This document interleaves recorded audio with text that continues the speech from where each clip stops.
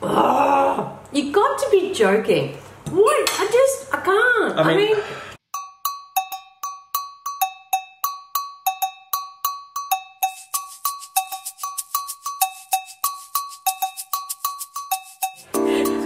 Hey everyone.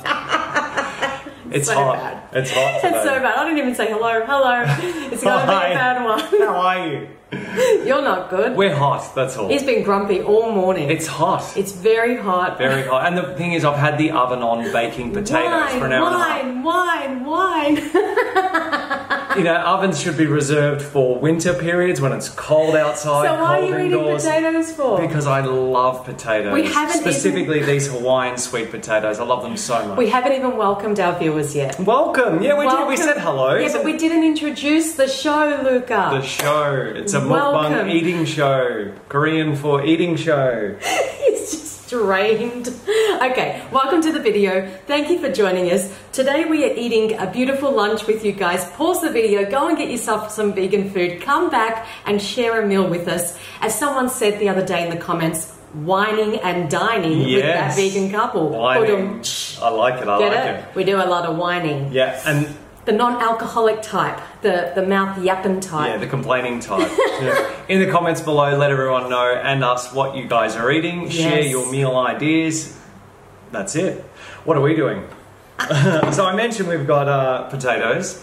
So I've got a whole lot of Hawaiian sweet potatoes with a few white potatoes. And Natasha's got mainly white potatoes with a Hawaiian sweet potato. And the white potatoes have got Mediterranean spices, which has got a little bit of salt in it. They're very yummy. I mean, these potatoes, very hard to find. They're not found everywhere. Your Asian grocer may carry them. Very, very good. Bake them in the oven, you won't be disappointed.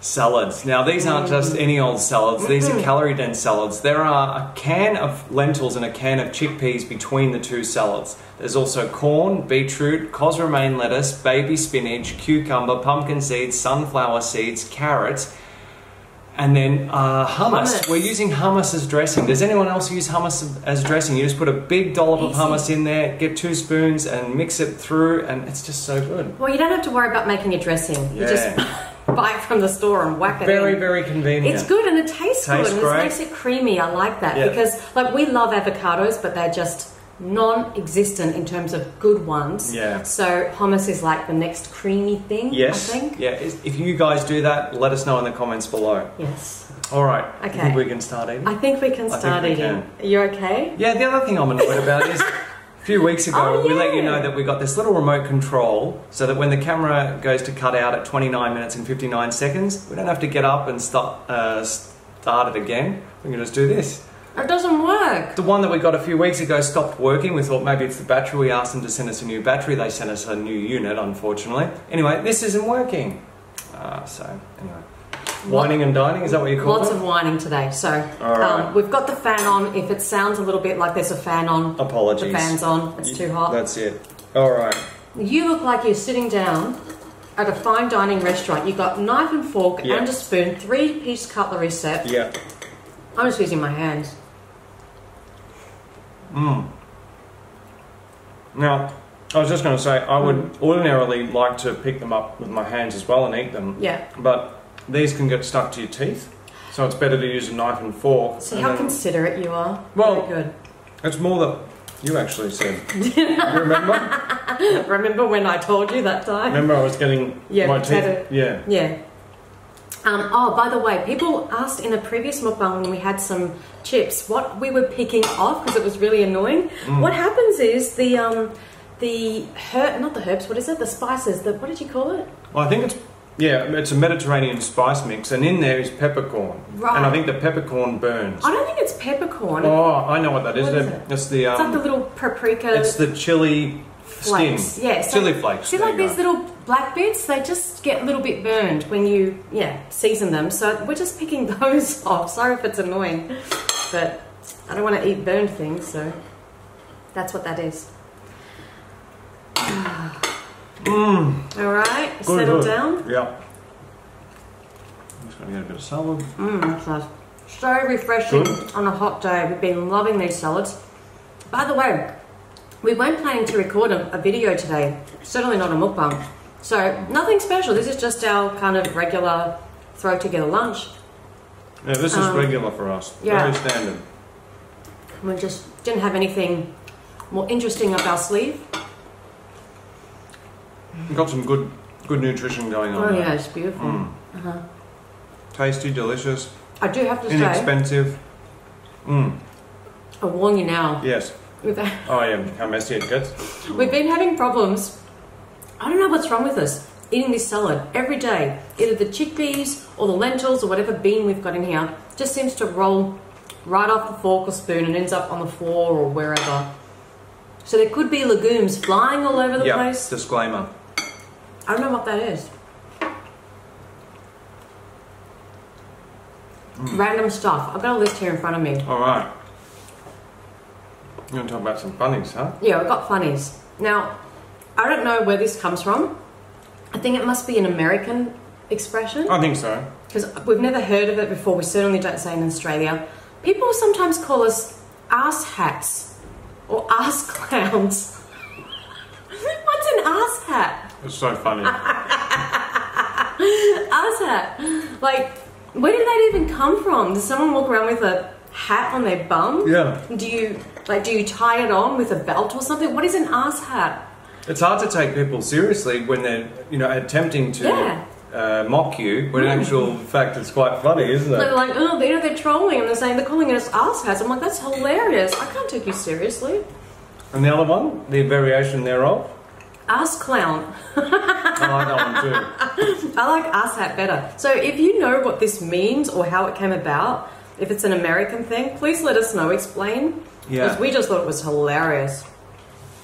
We get that it's derogatory, and that's cool. But just don't understand how. Your ass has a hat. Okay, maybe you don't want to get sunburn or something. And what about the clown? You're drawing a clown face on your ass? Or? It could be. I don't know. Ass clown. Ass clown. Your clown's funny? Makes people laugh or cry? I don't know. I'm not sure. It makes us laugh. So if you can please explain, that'll be great. Did you see that? Disclaimer, it happened. Yeah, but it was lettuce. It wasn't even a bean or a lentil. Made a mess. Okay. We've got some things to respond to. Yeah, we haven't finished yet. Oh, we're still going. Okay. Yeah. So it's almost Christmas. It's Luca's favourite time of year, isn't it? Yeah. Love it. It's the Christmas Grinch. I am. I have to be honest, I don't like Christmas either. We both don't like Christmas. We made a podcast, didn't we? We did, and you ruined Christmas for everybody. We actually met one of our patrons the other day at an action, and she was like, I love you guys, but F you ruined Christmas. Like, don't take Christmas away from me. It was so funny. It was great. Catherine from Belfast. Yeah, well, I didn't want to give her away. How come? I don't know, just in case. Hi, Catherine, if you're watching. That was really funny. Anyhow, yeah, we ruined Christmas for everybody. Actually, so interestingly, Catherine doesn't watch the channel. She just listens to the podcast. Oh. And we're like, how'd you find the podcast if you don't watch the channel? Well, it's kind of interesting, but she loves the podcast, which is great. The point is... I'm not talking to you, I'm talking to you. Okay. Wait, potatoes. We're out doing our morning exercise this morning, going for a walk, and other people are walking. Oh, yeah. And this guy walks past and said, a couple actually this morning said, Merry Christmas, good morning, Merry Christmas. And we're like, first of all, it's like 3 days early. It's like, get excited, you guys. Anyway, I wanted to respond with, I had my vegan for Animals, People, Planet tank top on, and I wanted to say, you too, remember peace begins on our plates. But I'm like, just inappropriate. Yeah. But but you have to say Merry Christmas back, like, not to look like a total Grinch, but also if you're vegan repping, you don't want to look, really.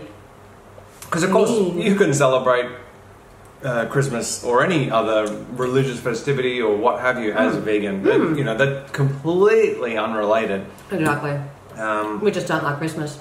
So anyhow, we're kind of struggling with people saying good morning and Merry Christmas to us on our walks. Good morning's fine. Good morning's fine, that's right. It's the Merry Christmas after the 3 days ahead of Christmas. What if we don't celebrate Christmas, which we don't? They're just being nice. They are.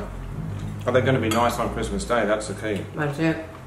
So, a few videos back, we let you know that we were had some exciting plans for 2019, and that is we had some international activism tours planned. When we say planned, roughly, they're in our minds, they're in minds. our heads, and then we have to make it happen. And we've recently been spending some time making those happen. Yeah.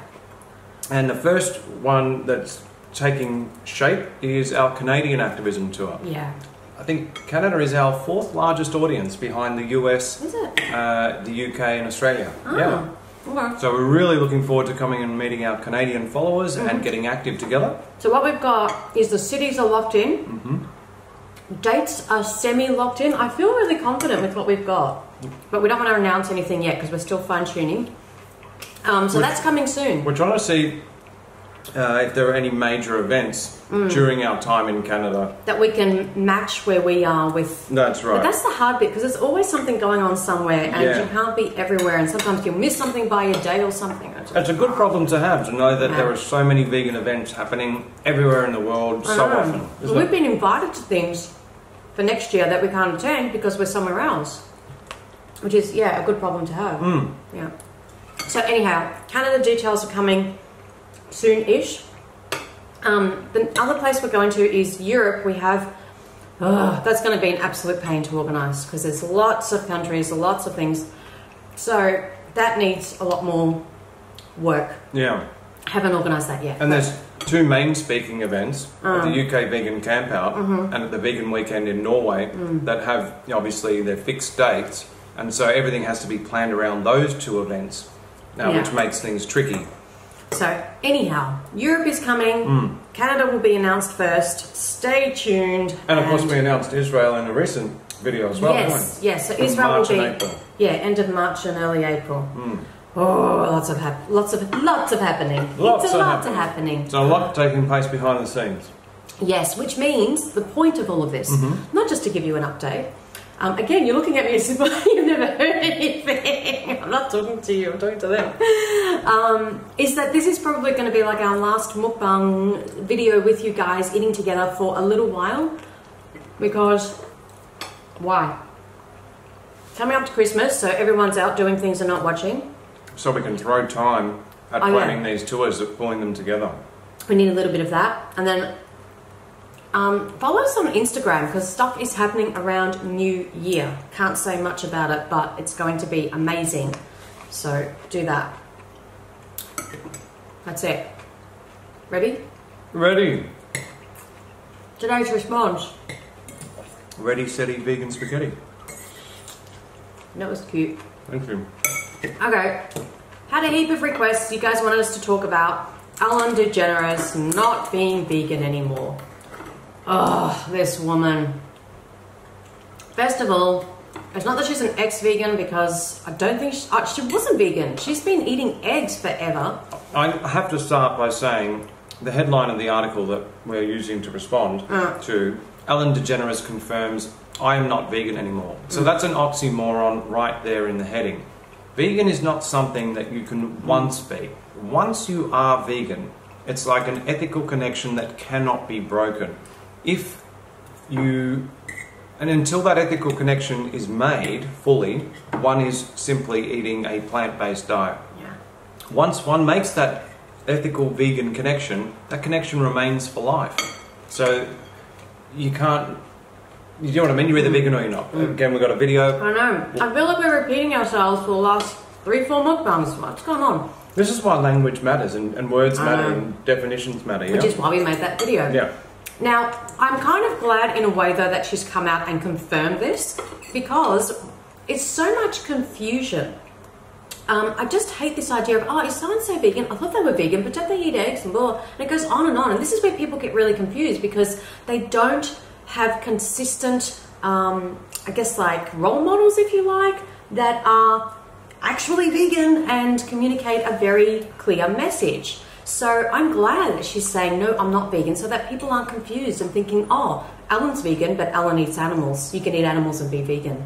If there is any confusion and you have to ask the question, is such and such vegan? In my personal opinion, the likelihood is that they're not vegan because an actual vegan draws a very, very, very clear, strong, ethical line And it's very apparent when someone is vegan, in my opinion. Yeah.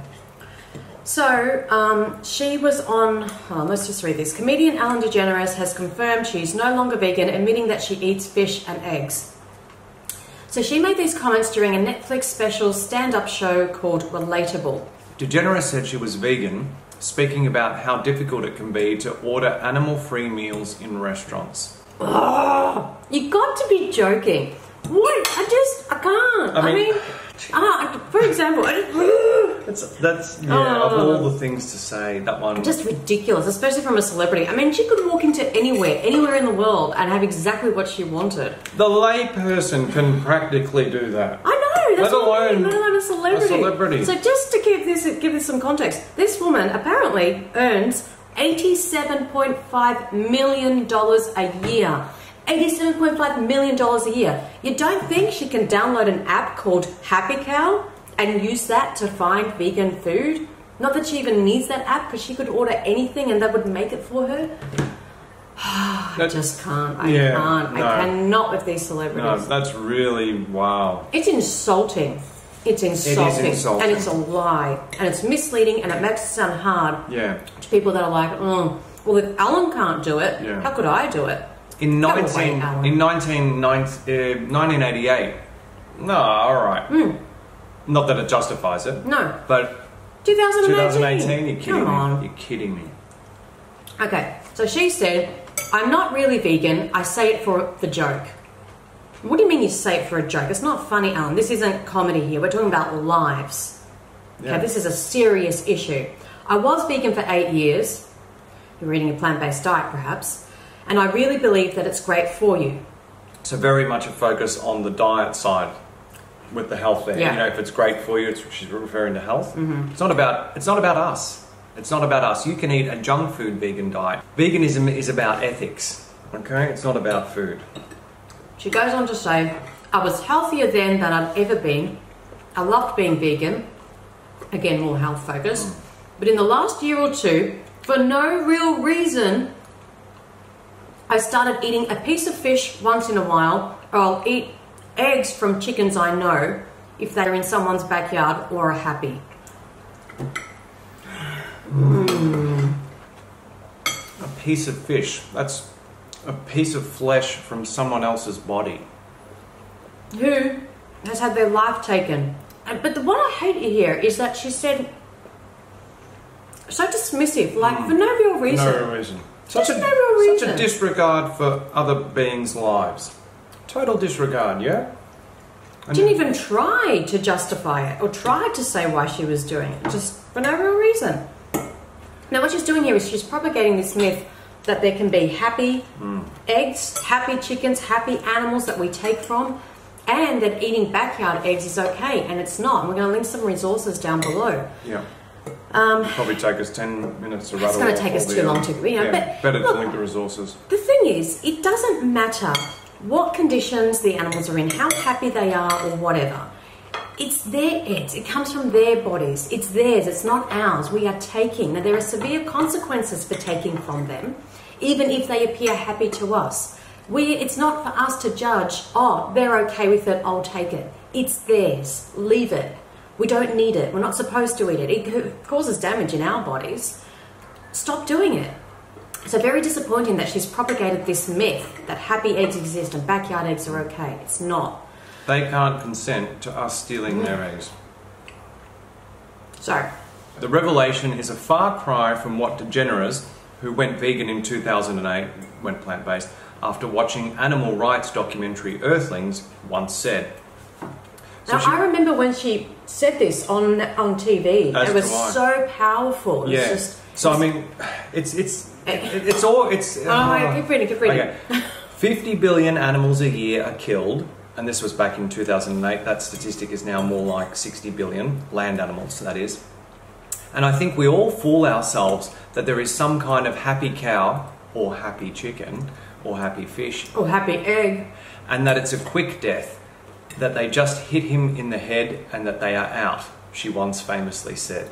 They are all in pain, they are all treated badly, they are all diseased, and they are all pumped with antibiotics. It's a very disturbing reality, and it happens every minute of the day.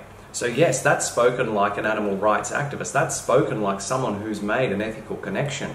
And yet the drivel that we've just heard from her recently is just a far cry from that, isn't it? And this is what I think, my opinion, and it's what we've been saying in the last, 2, 3, 4 mukbangs, as all of these ex-vegans, aka people who didn't make the connection in the first place, are dropping off.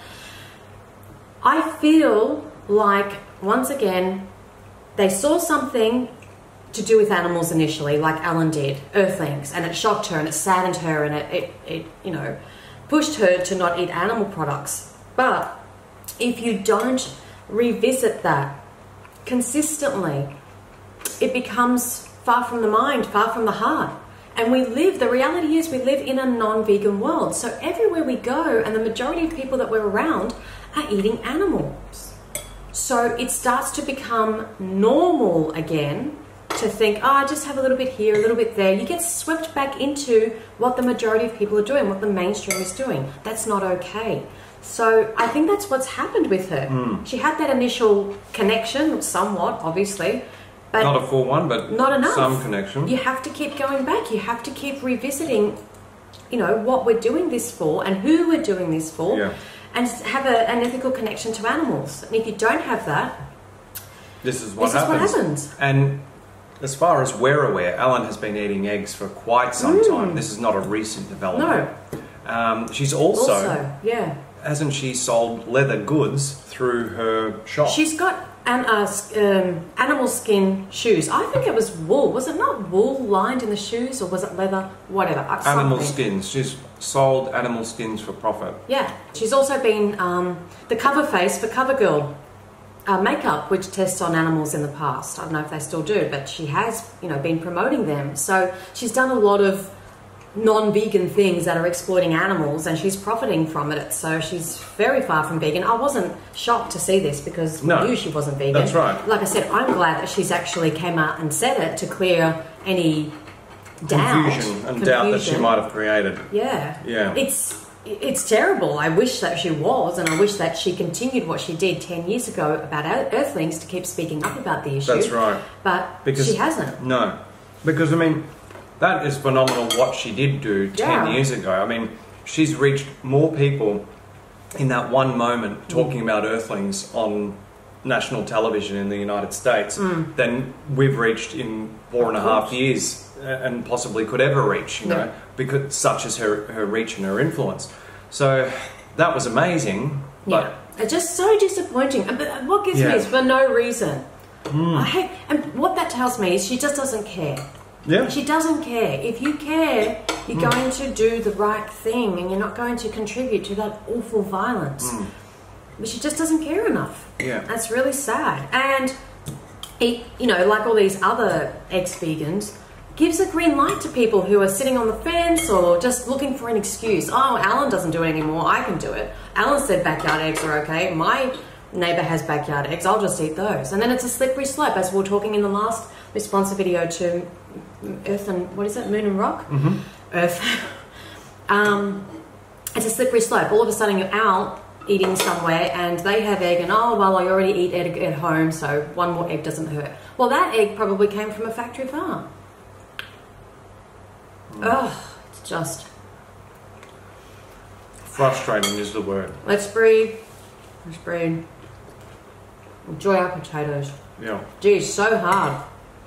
Wow, where are we going to find potatoes and beans? Oh, and when we ordered in the vegan cheeseburger from Australian's equivalent of Burger King the other day for our mukbang, geez, that was so hard. Wow, got on an app and it arrived at our front door, and I think I had to open the door and get it, didn't I? Wow, geez, that was too challenging. Wow. Basically, if only she used her influence and her powers for good instead of promoting exploitation of animals. As material for her stand-up comedy. Yeah. You know? It's a matter of life and death, and we're joking about these innocent, sentient, defenseless beings. This is crazy. For me, I'm sorry, but it's like disregarding racism, disregarding sexism, disregarding homophobia. You know? They're not things we disregard. Well, why do we disregard the lives of other sentient beings? It's not fair, it's not just, it's not right. Anyway, moving on, yeah? Moving on. Moving on to another golden nugget. Piers Morgan. Oh, he's at it Everyone's again. favourite. He's an ass clown. Yes, he is. He's an ass hat. He is. He's both. We've made We some... don't know what it is yet, but he's one of them. We know what's inferred. I don't know where the term came from. But yeah, we've made some response videos to some of Piers' antics in the past. We'll link them down below. Look, he's a good laugh because he's so silly, he's so ridiculous and obnoxious that if you don't laugh, you'll cry. So let's just have a good laugh at Piers. Do you want to do some laughing yoga? We won't need to when we... No, let's do a little. Come on. I'm eating. Oh, come on. Do it with me. No. Okay. The audience is doing it with me. You keep eating. Okay. So, laughing yoga, you have to pretend that you're just laughing at something. And it's a very good release. Okay. I'll start. It's fake it till you make it.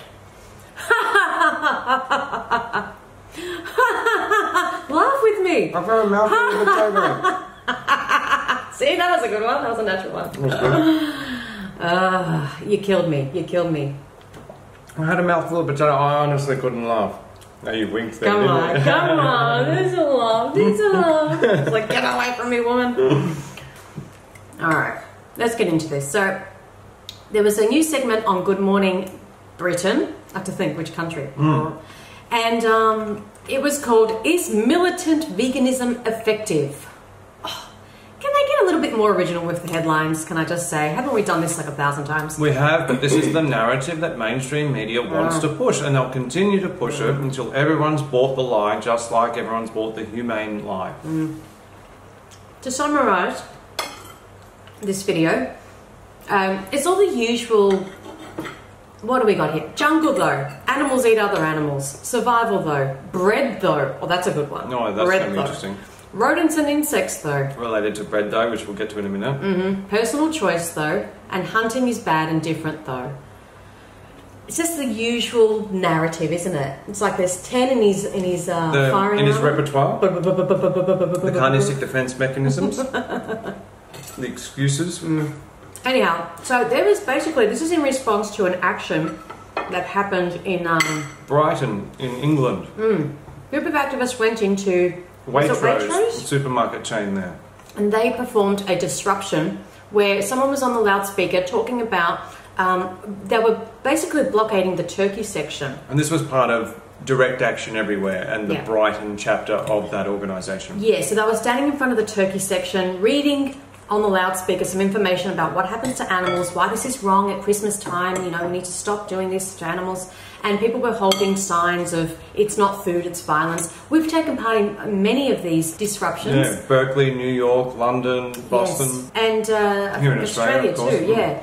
So they're incredibly effective from our point of view, and we're going to talk about more of this in a minute. So anyhow, they got media attention, which is fantastic, and this is why the whole show on Good Morning Britain was talking about the issue. So they had 3 activists. Hence the answer to the question, I is know. militant veganism effective? The answer is yes. Well, we're going to get to it, we're going to get to it. We're follow the script, wait. No, I'm just going to say, you know, with the use of the... No, the use of the word militant is used for any vocal vegan, pretty much. Because the only good vegan from a non-vegan's point of view in the mainstream media is a silent vegan. As soon as you're vocal, well, I was going to say, as soon as you vocalise your opinion, as soon as you're vocal, you're very, very quickly branded militant. Yeah. Exactly, I know, it's just insane. So, they got 3 girls from the group on the show and 2 other people. One was from the Vegan Society. And the other one was a contestant on The Apprentice. Yeah, just kind of random vegan guy. Yeah. Alright, that's cool. So, let's have a look. We've cut up a few clips we want to respond to. Clip number 1. Now, how many of you eat bread? A serious question. Yeah, we all eat bread. You all eat bread. So you're aware that how bread gets made, right? Yeah. Wheat crops and all that kind of thing. Ladybirds, bugs, things.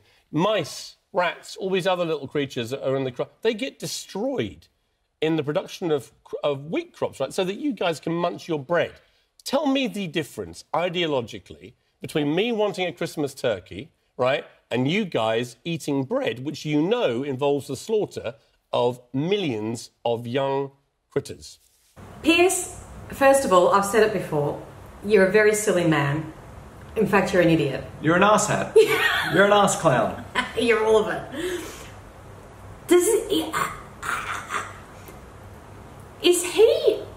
he ever feel embarrassed when he comes off a show and he realizes what he's just asked these girls, who I don't think it's actually his fault. I think it's his producers saying, say this and come off as a real, you know, or could a-hole. Piers just be being Piers? I don't understand, like, how could you actually ask that question on national television and honestly believe what you're saying? You sound so ridiculous, you need help. If you don't know the difference...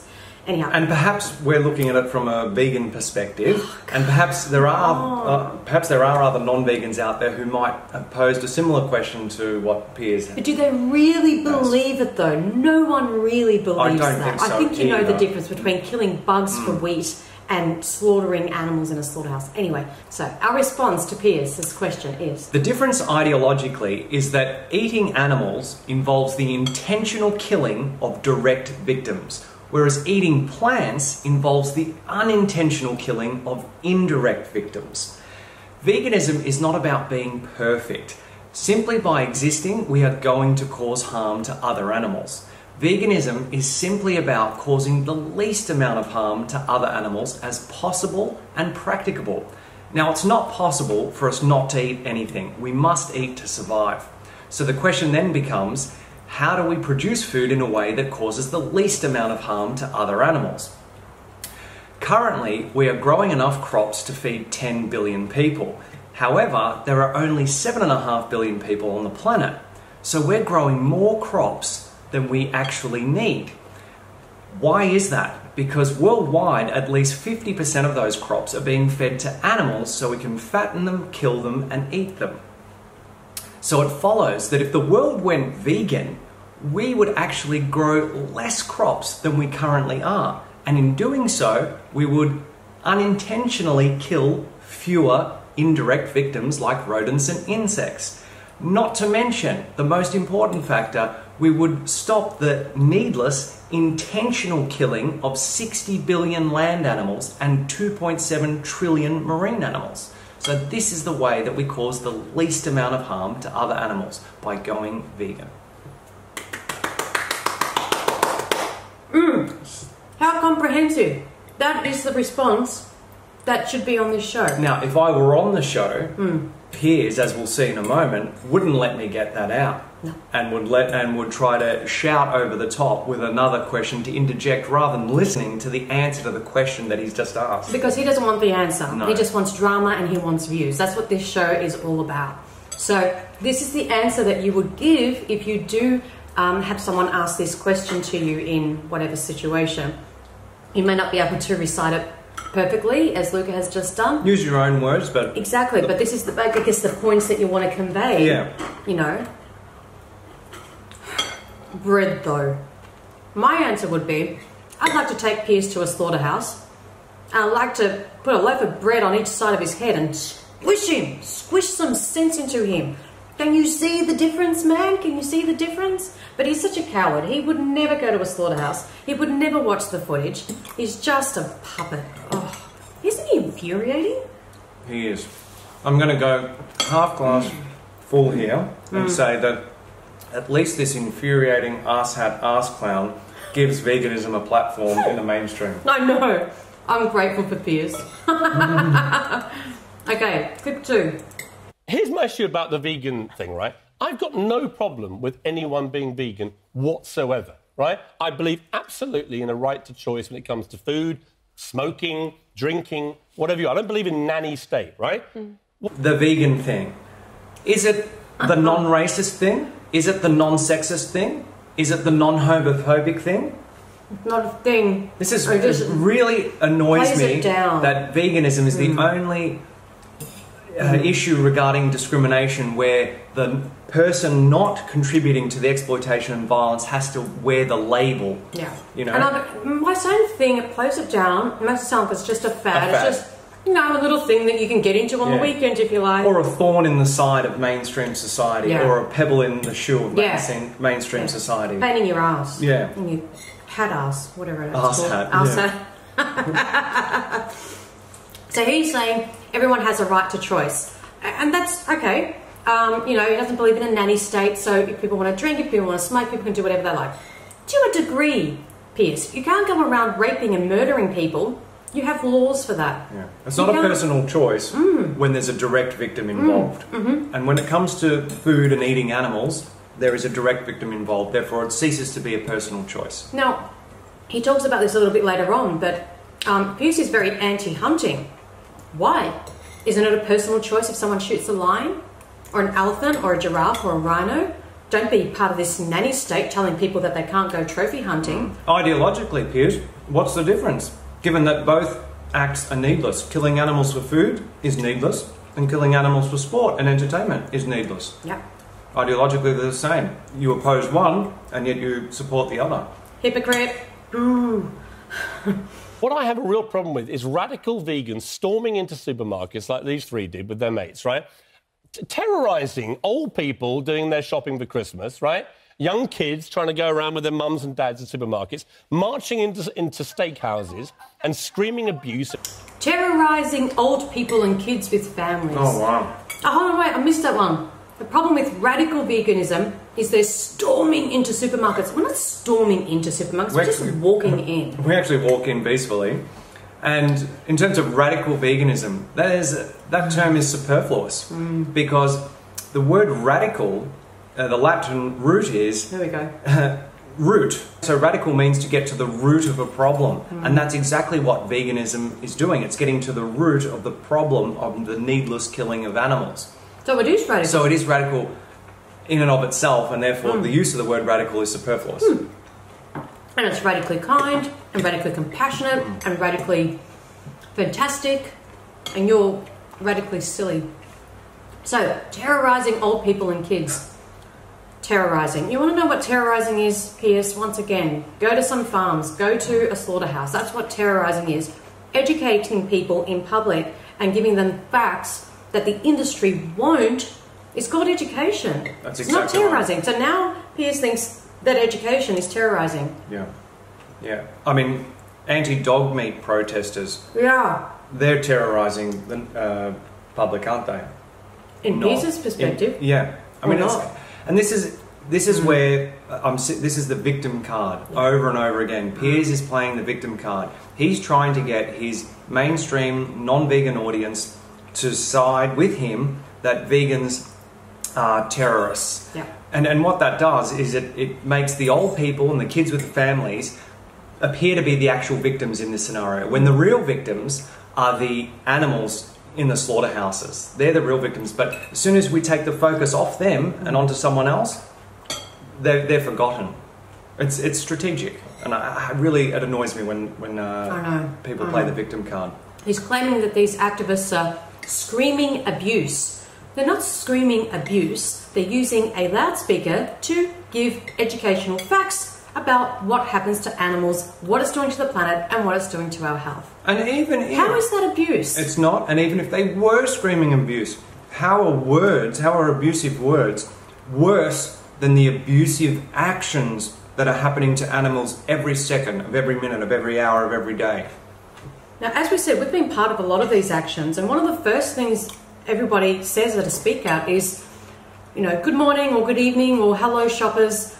We're here today to give you some information about what's going on in animal agriculture. We're not judging. We've all eaten animals at one point in our lives. Okay, it's not, hey, you lady, put that ham down or I'm going to come and kill you. Yeah. No one says that. It's not, you know, it's just... We're sharing with people the information that industry's kept hidden from them. Yeah, I'm trying to spit my words out. It's like the exact opposite to what Piers is saying that we do. You know, I could go into their bread stores, right, and I could play little insects being killed on loud music, but I don't because I respect their right to eat bread. I like bread. My problem is this kind of activism actually just does the opposite effect to what they think it does. It doesn't encourage people to be vegans. It has the opposite effect. It annoys everyone and wants me to want to eat more meat as a protest against them. I mean, how repulsive is that comment that he made at the end? Yeah. That is... Yeah. It shows everything, Piers. You're revolting. When I see an anti-racist demonstration, it makes me want to be more racist. Yeah. When I see an homophobic protest, it makes me want to be more homophobic. When I see an anti-sexist protest, it makes me want to be more sexist. We're fighting against injustice, and so you want to contribute to that injustice. That's a sick thing going on in your head. It there. is, yeah. You know? Oh, okay. So he points to the vegans and says, you know, their bread stores. Piers, show me a vegan bread store. I would love to find one because it would prevent me having to read the ingredients on the nutrition facts labels of bread packets. Because I often put milk in bread. Or eggs in some cases. It's not a vegan bread store. It's everybody eats bread. Yeah. You know, he's going to the same places that these vegan girls would go to get their bread. He says... But I don't go into their bread stores and play the sounds of insects being slaughtered because I respect their right to eat bread. I like bread.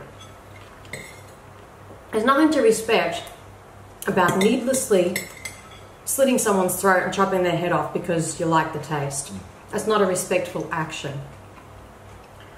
He's equating the two, eating bread and eating animals, because he doesn't see the ideological difference which I explained earlier. This is an ass hat. I'm going to use that word all the time. And he says, this kind of activism has the opposite effect. It doesn't encourage people to be vegan. It has the opposite effect. It annoys everyone. It makes me want to eat more meat as a protest against them. So, here's the thing. And we held this perspective at one point as well in our vegan and activism journeys. We too looked at steakhouse disruptions or supermarket disruptions like this, and we questioned, oh, is this effective or is this counterproductive to veganism? And what was happening was, like Piers is seemingly doing now, we were putting ourselves in the position of the non-vegans in the immediate presence of the protest. So at the steakhouse, the diners, or at the supermarket, the non-vegan shoppers. And we were thinking, now if we came across that, you know, would that inspire us to go vegan? Probably not. But then we realised, when we educated ourselves more by watching an incredible video called The Science of Social Change by the Direct Action Everywhere channel, spoken by Wayne Shung, one of the co-founders, which we're going to link below, and we encourage everyone to watch this video. This is like 100% must watch for vegans and non-vegans to understand this kind of demonstration. Yeah, and what it's getting at is that the mechanisms for individual change are different to the mechanisms for social change. So individual change is best achieved by education in terms of like a one-on-one conversation, like an Anonymous for the Voiceless Cube of Truth, or somebody giving a vegan animal rights related speech and then it being put up on YouTube and seen by many people. So the intention of it is to get that individual to go vegan, but that's not the same as creating social change. No. Which sounds contradictory, and we didn't get it at first, but when you watch the video, you will get it. Yeah. Social change is achieved by forcing an issue of injustice into the public consciousness for debate. And it's very important that we do that with veganism because we know we can win the debate. There is no moral justification for needlessly killing sentient beings who don't want to die. So what we need to do is we can't wait to have one-on-one conversations with the 7.5 billion non-vegans there are on the planet in order... We just can't. The animals can't wait. It's not going to happen soon enough. So we need to do that, and at the same time, that is, we need to have the one-on-one conversations, the one-to-many conversations, but at the same time, we also need to force the issue of animal rights into the public consciousness for debate, because that will help accelerate the social change from a non-vegan society to a vegan society a lot quicker than if we didn't force the issue. Because non-vegans don't want to talk about it. Well, this is the thing. We're not, with these kind of disruptions, the intention is not to make everyone in the supermarket go vegan. That would be lovely, but that's not necessarily the intention. The intention is, as you've said, to get people simply to talk about it. What they say doesn't matter, good or bad. Even if they go home and say, oh, these crazy, militant, extreme, violent vegans were yelling at me in the supermarket today. That's not the truth. But even if they were to say that, the fact that they're talking about animal rights is what we're trying to achieve. We just want animal rights to literally be on the table for discussion, because at the moment, people aren't thinking about it. They're not talking about it. They are sitting down to animal body parts and secretions without even considering that there was once a living being behind those products. So we just want people to talk about it. Again, doesn't matter what they say, good or bad, just put it into their consciousness, because until it's in their consciousness, we're not going to change anything. That's right, and it's not in their consciousness because of carnism, the invisible belief system that we're indoctrinated into that tells us that it's normal, natural and necessary to eat animals. So when we sit down and we see the steak, we're not thinking of the animal. We're not thinking that it's wrong because we've been taught to believe that it's normal, natural and necessary. And it's just this invisible belief system that is pervasive throughout our human culture. So the demonstrations like this force it into the consciousness for a debate, which of course we can win. And this is not our opinion, because one of the girls from Brighton DXE, she actually correctly says every social justice movement in history has used this type of activism to effect in order to advance change, social change. We're talking about, you know, the abolition of human slavery, the granting of women's rights, granting of civil rights, the granting of gay rights. Now, when I say granting, these rights were not simply granted, they were fought for by activists. You know, look at the famous action of civil disobedience in Greensboro, North Carolina in 1960 when 4 black men sat down at a white-only lunch counter. That was taking direct action. They were disrupting, we're giving our activism workshop actually, they were disrupting what was then considered normal. And they were saying the no. segregation of whites and blacks. And they said no. We're going to disrupt this, and we're going to force the issue to be discussed. And they were pulled off their chairs, they were beaten, they were laughed at and kicked and punched. But what happened? It got people talking. It actually got in the newspapers, and then it went nationwide, and there were copycat actions, and 100,000 people ended up performing sit-ins similar to what was started by just those 4 men. Yeah. So is this form of activism effective? Yes, it is, because it's been proven time and time again throughout history for other social justice movements. And the fact, Piers, that you're on your channel, on your show, on national television, discussing the issue. That's the purpose. That was the intention of the action. That was the intention. You've the answered intention the of the question. action has been fulfilled by you giving the activists a platform to talk about veganism. And one of them managed to say at the end there, please everybody watch Land of Hope and Glory, where you can learn about standard industry practices in UK animal agriculture. So what Piers says, good or bad, no matter how much he mocks them, doesn't matter. He put animal rights in the public mainstream platform and consciousness. Done. To force the debate. Only because Which we can win. these activists decided to disrupt what was considered normal shopping in Waitrose at the turkey section at Christmas time. Effective. Yeah. Done. Okay, let's take a look at the next clip. It's short, but it gives you a really good indication of what the whole video was like. It's an ugly, horrible thing. I agree with you, but actually eating food for survival is not a horrible thing. Okay, can I ask a question? Can I ask a question for... Just a shitstorm. 7 participants, 5 speaking simultaneously. Very difficult to get one's point across and not be interrupted, not spoken over. It's disgusting, honestly. All right, so this is Dominica, is that her name? Yes. From the Vegan Society. Now have a listen to what she has to say. Because obviously there are so many animals killed worldwide every day, and it's just horrendous. But I think there are more effective ways to spread the vegan message, because sometimes people just sort of shut down, like you were saying. People don't have a choice but to listen to those things. And I think obviously all of you guys have your hearts in the right place, and we all want to see the world become a vegan See, it's the tactics you're using to bully the rest of us into being like you. Piers Morgan calling someone else a bully. Oh my God! That's a bit rich, isn't it? Case of the pot calling the kettle black.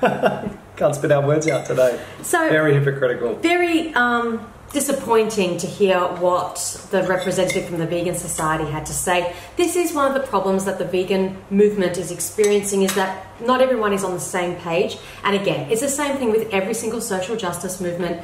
Throughout history, you had those that were ready to take more disruptive action, that were into civil disobedience, understanding how to create social change, and then you had those that were more simply not participating in the violence and exploitation and injustice towards whichever group was being she's discriminated active, against. but she's doing the more one-on-one, you know, we're just going to try and make people vegan or get people to go vegan. Which is needed, as we said. It's all needed. The point is both mechanisms are needed. But the point is that she kind of backed up Piers there. Yeah, she was... Instead of, you know, saying, well, okay, I don't personally take part in this kind of disruption, but it's very much needed. And it is effective. She said there were more effective ways.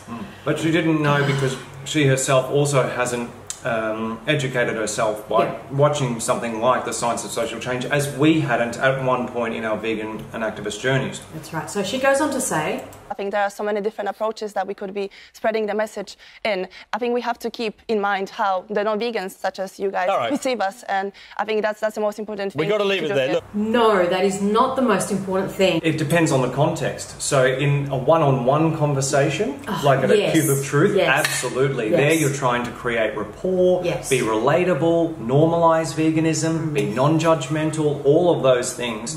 Definitely, 100%. We should be very concerned about doing the best we can to relate to the not yet vegan we're speaking with.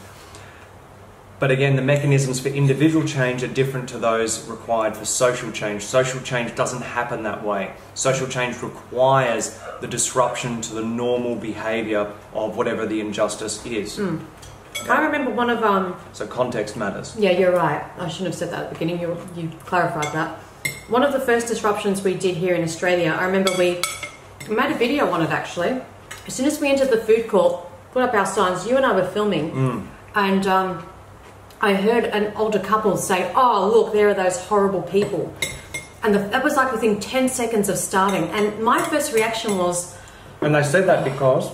Because there was a steakhouse disruption in Melbourne recently, before our action in Brisbane, and it was on national news. In fact, it made international news. It had a huge amount of coverage. And so what happened? Everybody started talking about these animal rights activists and what are they going on about and why is this happening? So it forced animal rights into the mainstream discussion. It worked. But that was the first thing they said was, oh, there are those horrible people. And my reaction was like, oh, I don't want to be one of those horrible people. Oh, they think we're horrible. And then I realized it doesn't matter about how I'm feeling or what they said. They knew us, they recognised us, they were aware that people are willing to take to the streets for animal rights. And that's all that matters. That's right. And going back to the Civil Disobedience Act of the 4 black men sitting at the white-only lunch counter in Greensboro, North Carolina, even the black waitress scolded the 4 black men saying, fellows like you make our race look bad. And that's what Dominica from the Vegan Society is doing right now. She's saying to the Brighton DXE girls, essentially vegan activists like you guys engaged in that specific type of activism are making vegans look bad.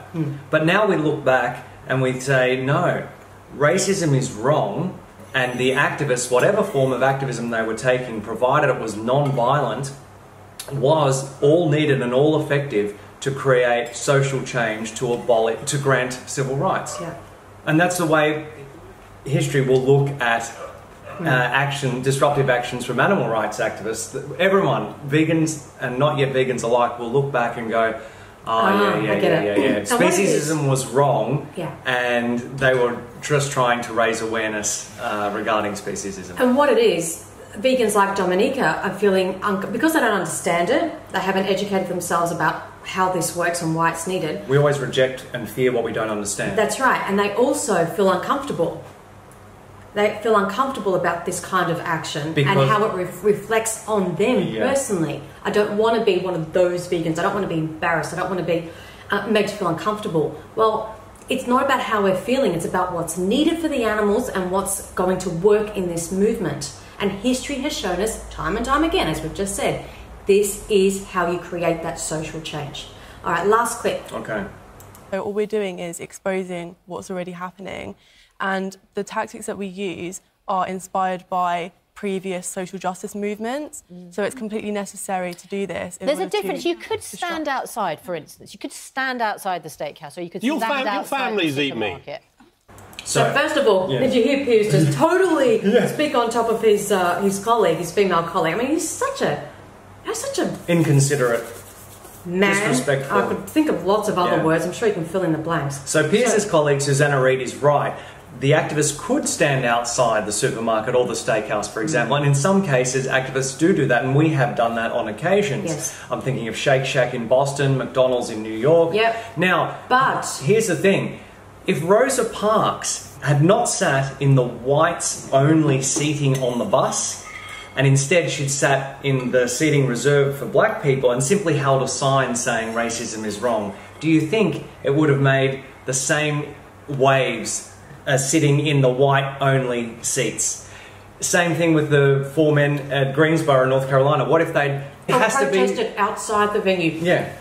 Susanna, is that her name? Yeah.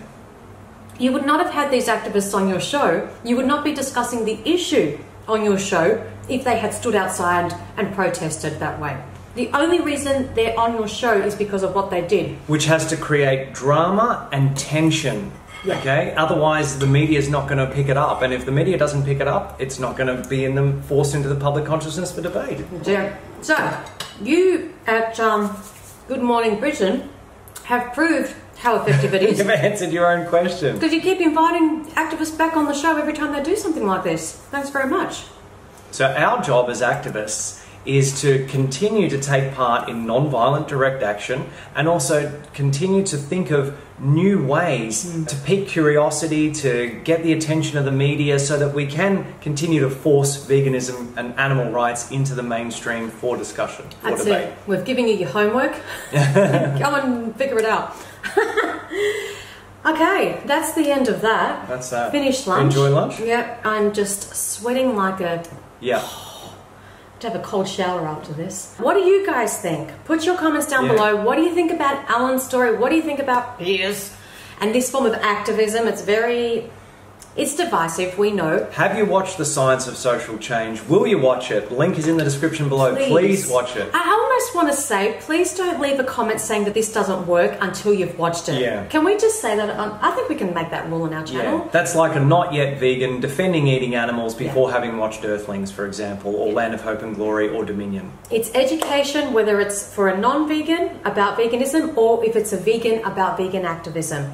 Education is always key. So that's the rule. Before you go and say this doesn't work, man, it makes us all look bad, you have to watch The Signs of Social Change.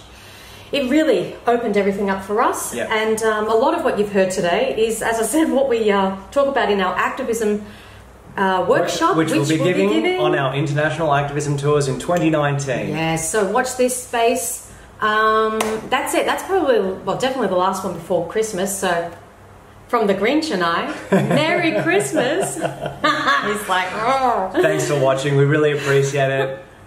Is this the last video for the year too? It's probably going to be the last video for the year, but what we're going to do is... Well, it's the last mukbang for the year. Yeah. We do have a great outreach video coming up from New York. Oh yeah, that's a fella. Yeah. End Stay the year tuned on for a that bang. one. And also I was going to say, we're going to record a podcast episode, our 2018 year in review, everything about like our 2018 year and also veganism more broadly, and looking forward to 2019. So that episode will be coming out soon.